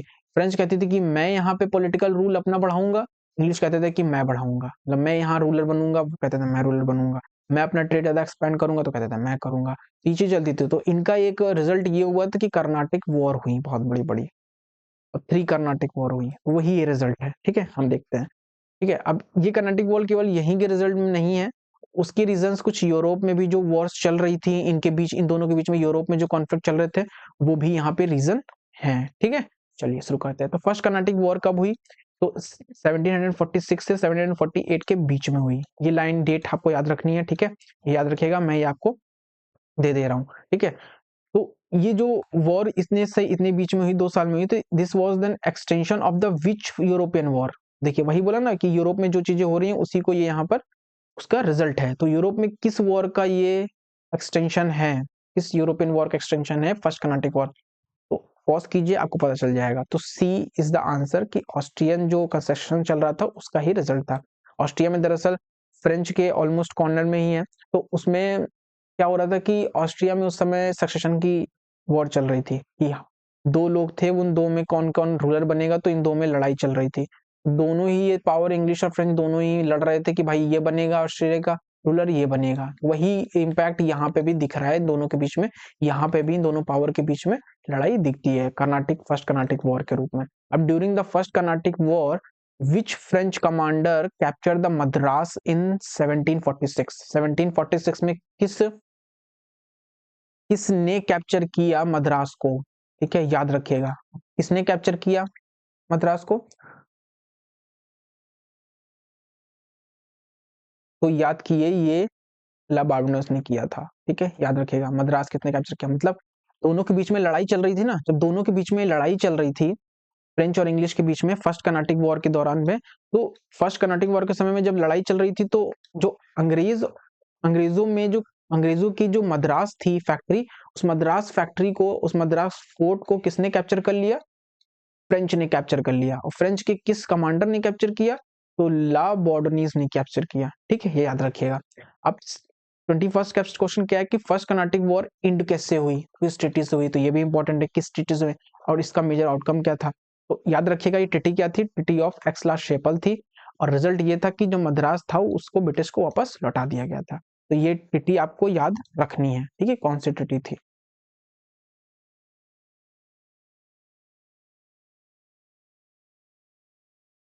दूसरा, तो ये सेकंड कर्नाटिक वॉर है, वो प्राइमरली फॉट ओवर, मतलब जो सेकंड कर्नाटिक, अब फर्स्ट हमने कर लिया, अब सेकंड कर्नाटिक वॉर है, उससे कब तक हुई, तो 1749 से 1754 के बीच में हुई। और ये किसके बीच में, मतलब प्राइमरली क्या रीजन था, किस वजह से हुई, ये सक्सेशन डिस्प्यूट था, इसका भी सक्सेशन का डिस्प्यूट था कर्नाटक एंड हैदराबाद में। हैदराबाद में भी दो लोग थे जो चाह रहे थे, मैं नाम नहीं बताऊंगा क्योंकि वो इतना इंपॉर्टेंट नहीं है। दो लोग थे, दोनों में से चाह रहे थे कि हम रूलर बनेंगे, हम रूलर बनेंगे। कर्नाटक में भी सेम था, दो लोग थे चाहते थे हम रूलर बनेंगे, हम रूलर बनेंगे। एक को इंग्लिश सपोर्ट कर रहे थे, एक को फ्रेंच सपोर्ट कर रहे थे। यहाँ पे भी एक को इंग्लिश, एक को फ्रेंच। अब ये कह रहे हैं कि ये मेरा वाला बनेगा, ये कह रहे हैं मेरा वाला बनेगा। इन्हीं में ऐसी लड़ाई चल रही थी। ये सेकंड कर्नाटिक वॉर का यही रीजन था। अब फ्रेंच कमांडर ने की रोल किया। अब जब दोनों के बीच में लड़ाई चल रही थी तो सेकंड जो फ्रेंच कमांडर था, मतलब कौन से जो ये कमांडर था जिसने सेकंड कर्नाटिक वॉर में अच्छा खासा परफॉर्मेंस किया, वो one and only duplex, very famous French commander, बहुत ही फेमस। ठीक है, ये नाम याद रखिएगा डुप्लेक्स। आप सेकंड कर्नाटिक वॉर में था। ठीक है, सेकंड कर्नाटिक वॉर किससे एंड हुई, किस चीज से, तो याद रखिएगा आपको ये ट्रीटी ऑफ पॉन्डिचेरी से एंड हुई और 1754 में हुई थी। ठीक है, चीज याद रखिएगा। अब इसी समय में क्या हुआ था, जो आपके एक लॉर्ड रॉबर्ट क्लाइव थे, उस रॉबर्ट क्लाइव ने क्या किया था, रॉबर्ट क्लाइव ने सीज कर लिया था आरकोट को। जो आरकोट का फोर्ट था फ्रेंच का, फ्रेंच कंपनी थी, उसकी आरकोट के फोर्ट को कैप्चर कर लिया था। किसने, रॉबर्ट क्लाइव ने। ये पॉइंट लिख लीजिएगा। ठीक है, चलिए आगे चलते हैं। थर्ड कर्नाटिक वॉर खत्म करते हैं। थर्ड कर्नाटिक वॉर में क्या था, 1756 से 1763 के बीच में हुई है। विच यूरोपियन कॉन्फ्लिक्ट के बीच में, तो ये किसके किसके, मतलब कौन सा, ये किस यूरोपियन कॉन्फ्लिक्ट का पार्ट है, this is the part of the 7 years war. ठीक है, याद रखिएगा। अब विच battle mark the decisive British victory over the French in the third Carnatic war, मतलब डिसीजिव ब्रिटिश विक्ट्री जब हुई थी फ्रेंच के ऊपर अंग्रेजों की, तो वो थर्ड बैटल कौन सी थी कर्नाटक की, उस बैटल का नाम क्या था, that battle was the battle of Wandiwash. ये वॉडी वॉश तमिलनाडु में एक एरिया है जहां पर अंग्रेज, फ्रेंच और इंग्लिश के बीच में, दोनों कंपनी के बीच में वॉर हुई। और इस वॉर के थ्रू क्या हुआ, ये वॉर डिसीजिव थी, क्योंकि इस वॉर के बाद ये डिसाइड हो गया। डिसीजिव इसलिए क्या है कि फ्रेंच हार गए और इंग्लिश जीत गए। जब इंग्लिश जीत गए, भाई इनकी सुप्रीमेसी एस्टैब्लिश हो गई। End of the French political ambitions. अब आगे क्या हुआ, आगे इनके लिए रास्ता खुल गया पूरी तरीके से। 1760 में तो यहाँ से इनको जीत मिल गई, फ्रेंच से छुटकारा मिल गया। और 1757 में इनको प्लासी के वॉर में भी मतलब विक्ट्री मिल जाती है, तो बंगाल भी इनके अंदर आ जाता है। ठीक है, बंगाल भी आ जाता है इनके सीमा में। ठीक, मतलब बंगाल में भी ठीक ठाक इनडायरेक्टली इन्फ्लुएंस इनका होने लगता है। और ट्रू इन्फ्लुएंस तो जो इनका होता है, तो वो आपके बक्सर के युद्ध के बाद होता है। ठीक है, थर्ड कर्नाटिक वॉर किससे होती है, तो ये पेरिस की ट्रीटी से होती है। ठीक है, उतनी जरूरत नहीं है। ठीक है, तो बैटल ऑफ बॉडी वॉश कब हुई, याद रखेगा 60 में हुई। ठीक, कहाँ है, तो तमिलनाडु में है बॉडी वॉश एक जगह। क्या डिसीजिव थी, क्यों, क्योंकि फ्रेंच हार गए थे, उनकी पॉलिटिकल एम्बिशन खत्म। अब यहाँ से अंग्रेज की राइज शुरू। ठीक है, याद रखिएगा किस स्टेट से हुई, तो पेरिस की स्टेट से हुई, याद रखिएगा। जो सेकंड वॉर थी कर्नाटिक वॉर, किस स्टेट से खत्म हुई, पोंडिचेरी स्टेट से। और जो फर्स्ट थी वो किससे खत्म हुई, तो वो एक्सला सेपल की। थर्ड वाली पेरिस की। ठीक है, इनकी डेट याद रखिएगा। अब मैंने जैसे बताया ना कि मैं कुछ चीजें आपको नोट्स के फॉर्म में दूंगा, कुछ चीजें मैं आपको क्वेश्चन के फॉर्म में दूंगा। अब ये चीज आपको नोट्स के फॉर्म में देना ज्यादा बेहतर है कि प्लासी का युद्ध कब हुआ, कैसे हुआ, ये टू द पॉइंट है। ये प्लासी के युद्ध के बारे में है। ठीक, और ये एक ही पॉइंट में बक्सर के बारे में है, दोनों खत्म। ठीक, अब मैं इन्हें ज्यादा खींचना नहीं चाहता हूँ। ठीक है, फिर हम सीधा शुरू करेंगे 1857 का रिवॉल्ट। यहाँ पे चीजें बहुत ज्यादा इंपॉर्टेंट थी, इसलिए इन चीजों को क्वेश्चन के थ्रू करना जरूरी था। बैटल ये भी जरूरी है, लेकिन इसे हम टू द पॉइंट करेंगे। आप इन पॉइंटर्स को याद रखिएगा। बैटल ऑफ प्लासी कब हुई, 1757 में हुई, पहली बात याद रखनी है। ये डेट नहीं याद रखनी है, ये डेट नहीं याद रखनी है, आपको केवल इतनी डेट याद रखनी है। ठीक है, कहाँ हुई, तो प्लासी में हुई। प्लासी कहाँ है, तो प्लासी बंगाल में जगह है। ठीक, याद रखिएगा। अब जो बैटल ऑफ प्लासी हुई, अगर आपको याद हो तो मैंने बताया था कि फर्रुख शेयर ने क्या किया था। जो फर्रुख शेयर मुगल रूलर था, उस मुगल रूलर ने क्या किया था, दस्तक दिया था। मतलब फर्रुख शेयर ने एक फरमान इशू किया था जिसे दस्तक कहते हैं। और दस्तक क्या था कि उन्होंने खुश होकर के पूरे आपको बंगाल, उड़ीसा और बिहार में ट्रेड फ्री, मतलब फ्री ट्रेड करने के लिए अनुमति दे दी थी। जिससे जो है, जो बंगाल का जो मतलब रूलर था, किंग था, यहाँ पे स्लाइड थी वो, ये ये मिस यूज करने लगे थे, इंग्लिश क्या करने लगे थे, जो दस्तक फर्रुखियत ने दिया था 1777 में, 1770 में सॉरी, उस दस्तक का ये मिस यूज करने लगे थे। क्या मिस करने लगे थे कि उसको जो मतलब प्राइवेटली तरीके से यूज करने लगे थे, मतलब ट्रेड फ्री तो केवल कंपनी को था, तो कंपनी के जो प्राइवेट जो कंपनी के जो एम्प्लॉय थे वो भी अपने खुद की कमाई करने लगे, खुद का बिजनेस करने लगे, और उसको भी कंपनी का प्रोडक्ट बता करके फ्रीली एक्सेस करने लगे, बिना पैसे टैक्स दिए बिजनेस करने लगे वो भी। तो काफी मिसयूज होने लगा था। तो जब ये मिसयूज हो रहा था तो इससे बंगाल का जो गवर्नर था, मतलब सॉरी गवर्नर क्या, किंग था, उससे बड़ी समस्या हुई थी। किंग कौन था? सिराजुद्दौला। तो उसके साथ और इंग्लिश के साथ कॉन्फ्लिक्ट होने लगा। और ये देखिए लिखा है, ये डायरेक्ट कॉज है बैटल ऑफ प्लासी का, ये डायरेक्ट कॉज है। तो यहां से बैटल ऑफ प्लासी होने लगा, मिस यूज होने लगा दस्तक प्रथा का, दस्तक जो प्रोविजन था जैसे फर्रुखियत ने दिया था, ठीक है। तो वो मेन था। किसके किसके बीच में? तो ब्रिटिश ईस्ट इंडिया कंपनी थी, और जिसे हेड कौन कर रहे थे? Robert Clive. यही रॉबर्ट क्लाइव हैं जिन्होंने आर्कोट के फोर्ट को फ्रेंच के सीज किया था, ठीक है, याद रखिएगा। कौन सी कर्नाटिक वॉर में? सेकंड कर्नाटिक वॉर में, ठीक है। और दूसरे नंबर पर कौन से थे, इनके बीच में था? तो ब्रिटिश कंपनी और नवाज सिराजुद्दौला के बीच में था, ठीक है। अब हुआ क्या इसमें, मीर जाफर जो सिराजुद्दौला के कोर्ट में ही थे, इन्होंने डिफीट मतलब बिट्रायल कर दिया सिराजुद्दौला को, मतलब वॉर के फील्ड में इन्होंने बिट्रायल कर दिया सिराजुद्दौला को, ठीक है, मीर जाफर ने, ठीक है, इनके कोर्ट के व्यक्ति ने ही। और इनकी हार हो गई, ब्रिटिश की विक्ट्री हुई मीर जाफर को। जब क्योंकि मीर जाफर ईस्ट ने कंपनी से मिल चुका था, जब कंपनी से मिल गया तो कंपनी ने इसे क्या किया कि किंग बनाने का वादा किया। जब किंग बनाने का वादा किया तो ये कंपनी के साथ मिल गया, और सिराजुद्दौला को इसने धोखा दे दिया। जब धोखा दे दिया कि उसके बाद जब विक्ट्री हुई ब्रिटिश की, तो उन्होंने इसे नवाब बना दिया बंगाल का, नवाब वही बंगाल का किंग, ठीक है, शॉर्ट में समझे आप।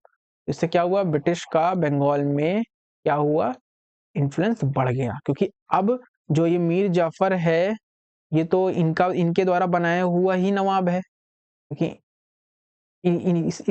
ब्रिटिशर्स ने ही, इसने कंपनी ने ही इन्हें नवाब बनाया, तो इनके कहे पे ही तो काम करेगा।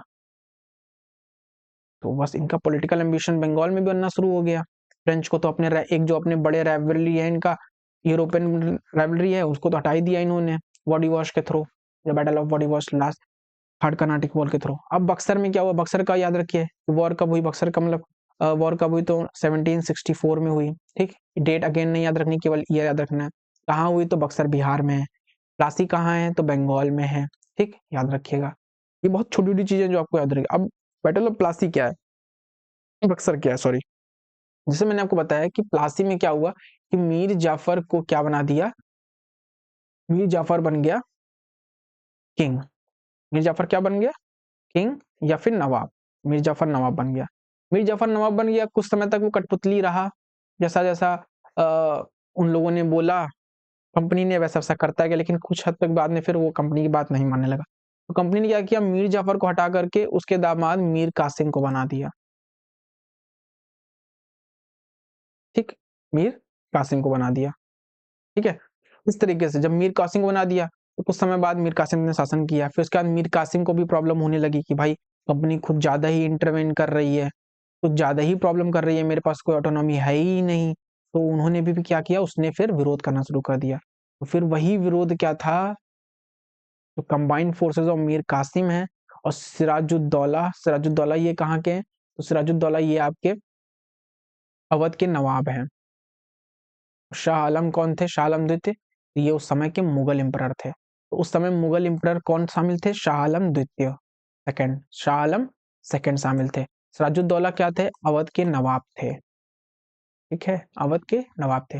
मीर कासिम क्या थे, ये बंगाल के नवाब थे। तो ये तीन लोग मिल करके इनकी कंबाइंड फोर्सेस और ब्रिटिश ईस्ट इंडिया कंपनी, इनको ब्रिटिश इंडियन कंपनी को कौन हेड कर रहा था, तो हेक्टर मुनरो लीड कर रहे थे। तो इन दोनों के बीच में इनकी कंबाइंड फोर्सेस, इनकी अकेले की फोर्सेस के बीच में फाइट हुई। तो फाइट हुई, इसका उसका रीजन क्या हुआ, वही ये देखिए कि अबॉलिश करना चाहते थे इंटरनल ट्रेड। तो सिग्निफिकेंस क्या हुआ कि ब्रिटिशर्स जीत गए, इनकी फोर्स जीत गई, ये हार गए, इनकी कंबाइंड फोर्सेस, समझ लीजिए अब मुगल इंपरर हार गया तो शाह आलम देते, समझ लीजिए इनके अंदर पूरा एम्पायर आ गया।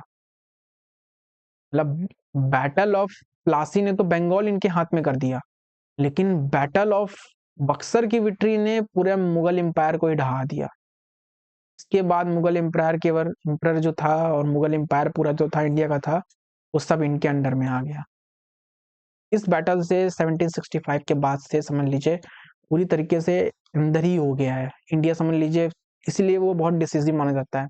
इसके बाद क्या था, फिर एक के बाद एक स्टेट्स गिरते गए, रूलर गिरते गए और बहुत बड़ा हाथ उनके अंदर आ गया। ठीक है, अब फिर सिग्निफिकेंस क्या था, तो ट्रीटी ऑफ इलाहाबाद हुई 1765 में। उसके बाद क्या हुआ, इसमें ब्रिटिशर्स को दीवानी राइट्स मिल गया बंगाल में, बिहार में, उड़ीसा में, और रूलर बन गए, वो रियल रूलर, किंग मेकर बन गए। ठीक है, तो ये देखिए, ब्रिटिशर्स बिकम द रूलर। ठीक है, तो ये याद रखिएगा। अब 1857 का रिवॉल्ट हम देखेंगे क्योंकि इस पे क्वेश्चन बहुत आता है। ठीक है, ये टॉपिक बहुत इंपॉर्टेंट है और बहुत शॉर्ट्स में हम इस शॉर्ट में हम इसको करके खत्म करेंगे। ठीक है, इसमें ज़्यादा खींचेंगे नहीं हम, एक ही स्लाइड है, एक स्लाइड में काम हो जाएगा। तो सबसे पहला क्वेश्चन ये है कि 1857 का रिवॉल्ट कहाँ से शुरू हुआ, इसका इमीडिएट कॉज क्या है। तो पहला कहाँ से शुरू हुआ, तो ये किस पे से शुरू हुआ, आपको पॉज करना है, देखना है। तो ये मेरठ से शुरू हुआ। कब शुरू हुआ, तो डेट याद रखना है, 10 मई 1857 में क्या सिपाही अपराइजिंग हुई थी। ठीक है, एक चीज आपके दिमाग में और आएगी कि मंगल पांडे ने जहां से थे वहां से क्या वो पहली बार नहीं हुआ था, बिल्कुल नहीं, वो पहली बार ही था, लेकिन वो इतनी बड़ी अपराइजिंग नहीं थी, वो बड़े लेवल पे रिवॉल्ट नहीं था, वो बस क्या था कि एक विरोध था। अप्रैल 1857 में एक बड़े लेवल पे अपराइजिंग शुरू हुई, वो मेरठ से शुरू हुई। सब लोगों ने एक साथ घुंड लगा के किया, मतलब एक साथ इकट्ठे होकर किया। मंगल पांडे ने केवल जहां उनका जो बैरंगपुर रेजिमेंट थी, जहां पर मतलब बैरंगपुर में जहां उनकी रेजिमेंट थी, उन रेजिमेंट के लोगों ने मंगल पांडे के लेड में वहां पे विद्रोह कर दिया था, अपने ही मेजर को उन्होंने फायर कर दिया था। ठीक है, तो मंगल पांडे कहाँ के थे, तो बैरकपुर के थे। ठीक है, अपनी रेजिमेंट में जो उनके मेजर थे इनको मार दिया था अंग्रेज को। ठीक, वहीं से ये रेबल शुरू हो गया था 1857 का। तो मंगल पांडे कब, अप्रैल 1857 में ही इन्होंने रेबल कर दिया था। अब रियलिटी में जो शुरू हुआ था तो वो 1857 के 10 मई में शुरू हुआ था अपराइजिंग। ठीक है, तो याद रखिएगा। इमीडिएट कॉज क्या थी, इमीडिएट कॉज थी कि भाई, इमीडिएट कॉज मतलब कि समय क्या मेन कारण था, introduction of the Enfield rifle cartridge greased with the cow and pig fat. आपको पता हो तो इनफील्ड राइफल जो होती है, वो इनफील्ड राइफल जो पहले को देती है उसमें मुंह से उसको जो है राइफल को कुछ करना पड़ता था। तो क्योंकि अंग्रेजों के अंग्रेज मतलब जो इंडियन फोर्सेस थी, वो फोर्सेस में मुसलमान और हिंदू दोनों थे। तो मुसलमान और हिंदू फोर्सेस में ये अफवाह उड़ गई, पता नहीं अफवाह थी क्या थी, अभी भी हिस्ट्री में पूरा क्लियर नहीं है, कि काऊ के जो ये राइफल की जो कार्टेज है उसे काऊ के पिग और फैट से बनाया गया है। अब जब काऊ के पिग और फैट से बनाया गया है और हिंदुओं में भी काऊ के गोश्त मतलब फैट को मतलब छूना और वो करना बड़ा पवित्र माना जाता है, तो उन्होंने भी इनकार कर दिया। और पिग तो फिर मुसलमान ने भी वो करना शुरू कर दिया। तो इस वजह से लोगों ने, सिपॉयज ने क्या करना शुरू किया, विरोध करना शुरू किया कि हम इसका इस्तेमाल नहीं करेंगे। तो ये मेनली इमीडिएट कॉज था माना जाता है। ठीक है, तो इमीडिएट कॉज क्या माना जाता है, इमीडिएट कॉज इज कि इनफील्ड राइफल का use, introduction of Enfield cartridge on के फिर से। लॉन्ग टर्म सिग्निफिकेंस क्या हुआ, तो भाई ईस्ट इंडिया कंपनी, जब जो अब तक अभी हम बोलते आ रहे हैं कि ईस्ट इंडिया कंपनी ने ये कर दिया, ये कर दिया, वो कर दिया, तो कंपनी का रूल खत्म हो गया। मतलब अब कंपनी रूल नहीं करेगी, सीधा ब्रिटिश क्राउन रूल करेगा। मतलब अब सीधा ब्रिटिश की गवर्नमेंट मतलब अंग्रेजी सरकार रूल करेगी, ब्रिटिश कंपनी नहीं करेगी। कंपनी के रूल को समाप्त कर दिया गया। कब, 1857 के रिवॉल्ट के साथ। 1857 का रिवॉल्ट क्या था, तो भाई सिंपली समझ लो एक शॉर्ट में कि अब तक तुम जितना देख रहे हो कि बंगाल और रेस्ट ऑफ इंडिया में लगभग बॉम्बे और इन जगह पे इनका मतलब नॉर्थ इंडिया में ठीक ठाक लेवल पे मतलब इनका एक्सपेंशन हो चुका था, इनका डोमिनेंस हो गया था, इनका रूल चलने लगा था। तो रूल चल रहा था तो ये लोग क्या कर रहे थे, जब टैक्स ले रहे थे तो बहुत हाई टैक्स ले रहे थे। ठीक है, और कुछ ऐसी ऐसी पॉलिसीज बना रहे थे, जब इनके गवर्नर जनरल को मैं पढ़ाऊंगा तो बताऊंगा कि कुछ लैंड टैक्सेस मतलब कुछ ऐसी ऐसी जैसे जैसे जैसे एक पॉलिसी है उनकी, डॉक्ट्रिन ऑफ लैप्स, जो लॉर्ड डलहौजी ने बनाई थी। तो उस लॉर्ड डलहौजी ने अपनी उस पॉलिसी में क्या किया कि जो भी अडॉप्टेड होंगे बच्चे किंग्स के, उन्हें हम सक्सेसर नहीं मानेंगे और उनकी किंगडम को हम कैप्चर कर लेंगे। ठीक है, एक्वायर कर लेंगे। इस तरह की पॉलिसीज जो सक्सेशंस थी, मतलब एनेक्सेशन पॉलिसी थी, रूलर्स को अच्छी नहीं लग रही थी, टैक्सेस फार्मर्स को अच्छे नहीं लग रहे थे। तो ये सारे रीजन एक तरह से फूट पड़े। इन सारे रीजंस की वजह से लोग गुस्सा आ गए और उन्होंने क्या किया, उन्होंने अपराइजिंग शुरू कर दी। जो और उनमें सबसे बड़ा जो फूट डाल दी तो वो ये आपके सिपॉयज ने मिटनी करके, ठीक है। तो ये याद रखिएगा। के बाद फिर कंपनी का रूल खत्म हो गया, क्योंकि कंपनी बहुत शोषणकारी रूल कर रही थी और ब्रिटिश क्राउन ने खुद रूल शुरू किया।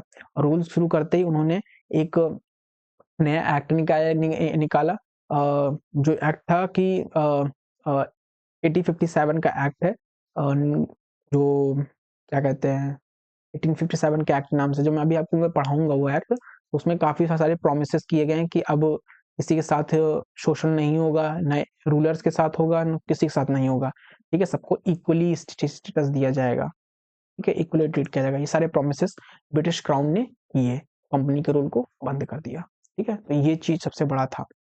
अब प्लेसेस, ये शीट भी अगेन आपको याद रखनी है, क्वेश्चन यहीं से बनेगा, ठीक है। अगर बनेगा तो बनेगा कि प्लेसेस ऑफ रिवोल्ट कौन कौन से थे, मतलब कहाँ कहाँ से रिवोल्ट हुए। तो याद रखना आपको, दिल्ली में रिवोल्ट हुए, लखनऊ में हुए, कानपुर में हुए, बरेली में हुए, झांसी में हुए, ग्वालियर में हुए, बिहार में हुए। अब यहाँ पे कौन कौन से लीडर्स थे, तो याद रखना है आपको, दिल्ली में कौन थे, बहादुर शाह थे। लखनऊ में क्या थे, तो बेगम हजरत महल थी, ठीक। और उनके सनों के नाम तो याद रखने की जरूरत नहीं है आपको, बेगम हजरत महल थी, याद रखना है। कानपुर में कौन थे, तो नाना साहब थे, ठीक है, तात्या टोपे थे। बरेली में कौन थे, तो खान बहादुर खान थे। झांसी में कौन, रानी लक्ष्मीबाई। और ग्वालियर का याद करने की जरूरत नहीं है, ठीक है। अहमदाबाद बनारस का भी जरूरत नहीं है। बिहार का देख लीजिएगा, कुंवर सिंह, ठीक, ये याद रखिएगा।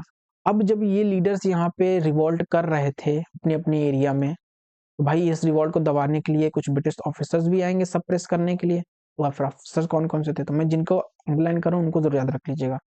दिल्ली में याद रख लीजिएगा, तो दिल्ली में कौन थे, हटसन था, निकलसन एंड हटसन, ठीक। और लखनऊ में कौन थे, तो हेनरी लॉरेंस, ठीक। और सर कॉम्परेल, ये दो के नाम याद रख लीजिएगा।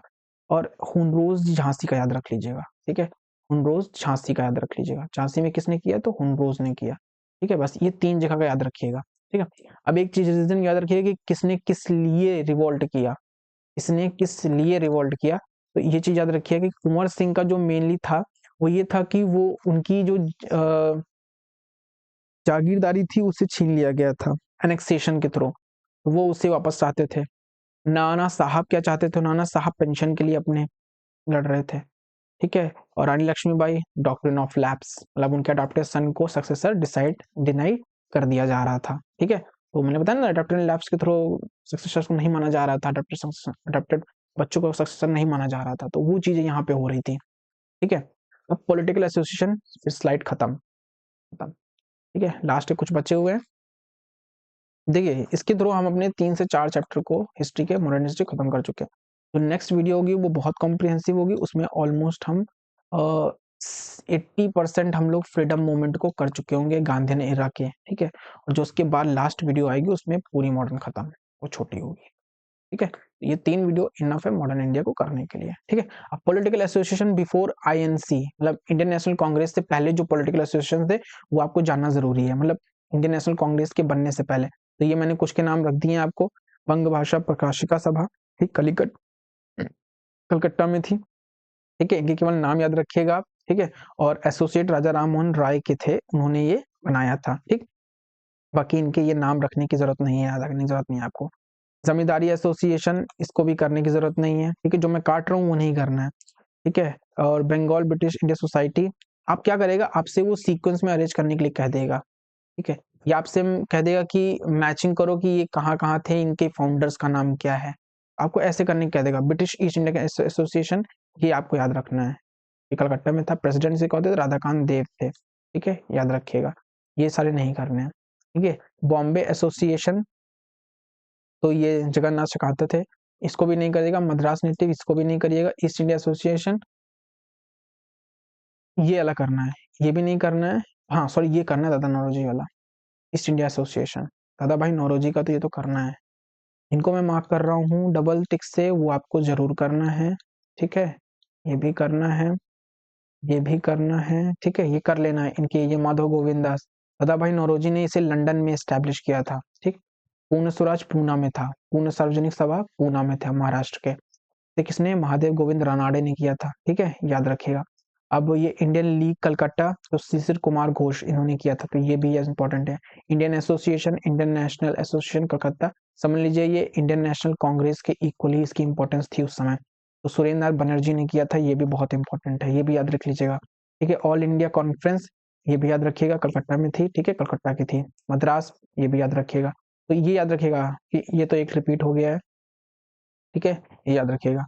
बॉम्बे प्रेसिडेंसी एसोसिएशन जो बॉम्बे में थी, तो फिरोज शाह मेहता, केटी शाह, उबैदुद्दीन, इसके तैयब जी क्या थे, इसके मेंबर्स थे। तो कौन किससे एसोसिएटेड है, ये मैचिंग में पूछ सकता है आपसे। ठीक है, इनके ईयर को थोड़ा सा देख लीजिएगा, आपसे कहेगा कि सीक्वेंस में अरेंज करो कौन से एसोसिएशन कब एस्टैब्लिश हुए कांग्रेस से पहले, तो इस तरीके से चीजें कह सकता है। और मैंने जिनको जिनको स्टार लगाया है उन्हें आपको जरूर करना है, बाकी और कुछ नहीं करना है। तो अब आएगा foundation of the Indian National Congress, कि इंडियन नेशनल कांग्रेस ने ही पूरे फ्रीडम मूवमेंट को शुरू किया है, गांधी जी भी इससे ही जुड़े थे। उस मूवमेंट को पढ़ने से पहले हमें आईएनसी को पढ़ना है। ठीक, आईएनसी बस ऑलमोस्ट खत्म, यहाँ से खत्म। ठीक, खत्म। ठीक है, तो लास्ट पेजेस हैं, इनको देख लेते हैं। तो आईएनसी जो इंडियन नेशनल कांग्रेस है उसको बनाने का क्वेश्चन क्या है कि who among the following played a की रोल इन फाउंडिंग 1855 में। कब कांग्रेस बनी, 1885 में। Indian National Congress in collaboration with Indian leaders, वो कौन था जिसने इंपॉर्टेंट रोल प्ले किया फाउंडिंग करने में इंडियन नेशनल कांग्रेस में in collaboration with Indian leaders. कौन सा लीडर था, मतलब कौन वो था, वो एओ ह्यूम था। ये ब्रिटिश सिविल सर्वेंट थे, रिटायर। इन्होंने ये इंडियंस को लेकर के, जो इंडियन उस समय मतलब जो इंटेलिजेंस थे उस समय, जो इंडियन इंटेलिजेंस थे, जो उनको इकट्ठा किया और उनको साथ कहा कि भाई आप, एओ ह्यूम ने कहा कि भाई आप एक पॉलिटिकल ऑर्गेनाइजेशन बनाइए अगर आपको अपनी आवाज को अंग्रेजों तक पहुंचानी है। ठीक है, तो एओ ह्यूम ने बनाया था। ठीक है, उन्होंने सपोर्ट किया था। तो which of the second question है, which of the following leader was associated with the AO Hume in founding the Indian National Congress. कौन एसोसिएटेड थे, तो भाई एक है बाल गंगाधर तिलक, गोपाल कृष्ण गोखले, दादा भाई नौरोजी और लाला लाजपत राय। तो दादा भाई नौरोजी एसोसिएटेड थे। ठीक है, और अदर कौन कौन थे जो एओ ह्यूम के साथ मिल करके उन्होंने इंडियन नेशनल कांग्रेस को फाउंड किया, तो धनुष्य वाचा और वीसी बनर्जी है। ठीक है, याद रखिएगा। अगला क्वेश्चन क्या है, who was the British viceroy. बहुत इंपॉर्टेंट क्वेश्चन है कि उस समय जब कांग्रेस को एस्टैब्लिश किया गया, उसका फर्स्ट सेशन था, उसको एस्टैब्लिश किया गया, उस समय कौन वाइस राय था, तो याद रखिएगा कि लॉर्ड डफरिन उस समय था। ठीक है, याद रखिएगा। फर्स्ट सेशन कांग्रेस का कहाँ पे हेल्ड किया गया, ठीक, तो याद रखिए कि गोकुल दास तेजपाल सांस्कृतिक कॉलेज बॉम्बे में हुआ था। How many delegates first session में पार्टिसिपेट किया जो दिसंबर में हुआ, how many delegates attended the first session of the INC जिसे दिसंबर में 1885 में किया गया, तो 72 ने किया, ये याद रखिएगा। बहुत फैक्चुअल, ये तीनों ही क्वेश्चन बहुत इंपॉर्टेंट है। ठीक है, क्वेश्चन यहीं से बनेंगे कांग्रेस के। The annual session of the Indian National Congress was generally held in, कब हेल्ड होता है, तो दिसंबर। जनरली जो कांग्रेस का एनुअल सेशन होता है वो दिसंबर में ही होता है, और अभी भी दिसंबर में ही होता है इनका सेशन। ठीक है, तो एनुअल जो सेशन होता है इनका, ये जनरली दिसंबर में हेल्ड होता है। अब मैं आपको एक शीट दे दूंगा, ये इनके सेशन इंपॉर्टेंट, बहुत इंपॉर्टेंट है जो अब तक सेशन हुए हैं।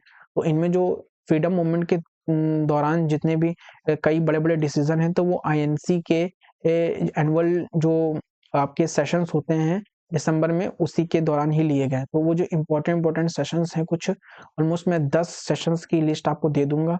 ठीक है, उतना पढ़ाऊंगा नहीं, आपको उसे पढ़ लेना है। ठीक है, who was the president of the first Indian National Congress 1885, तो फर्स्ट प्रेसिडेंट कौन था इंडियन नेशनल कांग्रेस का, मतलब जब इंडियन नेशनल कांग्रेस 1885 में बनी तो उसका पहला प्रेसिडेंट कौन था, president was the Umesh Chandra Banerjee. ठीक है, which of the following was not extremist leader. अब हम यहाँ बात करेंगे मॉडरेट एंड एक्सट्रीमिस्ट लीडर्स। तो मॉडरेट कौन थे, एक्सट्रीमिस्ट और थे कौन थे, तो हम इनको देखेंगे।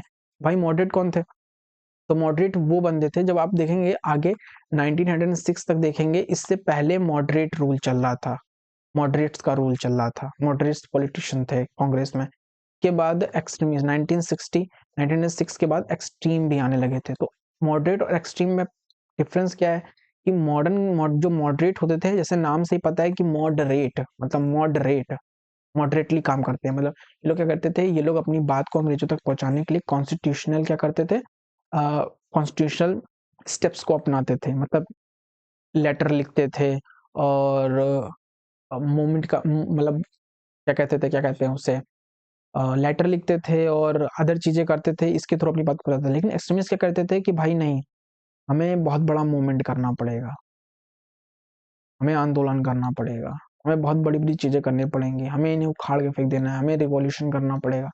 ये मतलब एक्सट्रीम चीज़ें करने वाले कौन थे? एक्सट्रीमिस्ट थे। तो which of the following not extremist leader, इनमें से कौन एक्सट्रीमिस्ट लीडर नहीं है? तो आपको याद रखना है कि लाल लाल बाल पाल पाल लाल बाल पाल तो क्या है? एक्सट्रीमिस्ट हैं। तो ये तो तीनों तो होंगे ही नहीं। अच्छा, क्या गोपाल कृष्ण गोखले, तो ये याद रखिएगा। ये इम्पोर्टेंट जो सबसे इम्पोर्टेंट 3 मॉडरेट नहीं आपके में आएगा भी, 3 इम्पोर्टेंट एक्सट्रीमिस्ट लीडर के मैंने नाम आपको यहाँ पे दे दिए हैं, ठीक है? ये याद रखिएगा। एक्सट्रीमिस्ट जो थे वो लाला लाजपत राय, बाल गंगाधर तिलक, बिपिन चंद्र पाल और अमरिंदर घोष। मॉडरेट कौन थे? तो मॉडरेट थे दादा भाई नौरोजी, एस.एन. बनर्जी, फिरोज शाह मेहता, बदरुद्दीन तैयब जी। इनका नाम याद रखिएगा। तो यहीं पे हमारा सेशन खत्म होता है। आगे वीडियो में हम और देखेंगे, ठीक है? जय हिंद। कोई डाउट हो तो बताइएगा और कमेंट बॉक्स में ज़रूर बताइएगा कि आपको कैसा लगा, ठीक है? सेशन को इसी वे में किया जाए, कुछ चेंजेस चाहते हैं तो भी बताइएगा, ठीक है? धन्यवाद। धन्यवाद।